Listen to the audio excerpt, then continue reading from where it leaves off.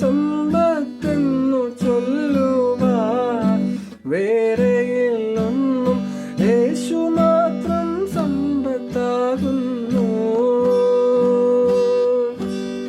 നല്ല ദാസനെന്നു ചൊല്ലുന്ന തന്റെ മുൻപാകെ ലജ്ജിതനായി തീർന്നു പോകാതെ, നല്ല ദാസനെന്നു ചൊല്ലും ഞാൻ തന്റെ മുൻപാകെ ലജ്ജിതനായി തീർന്നു പോകാതെ, നന്ദിയോടൻ പ്രേമ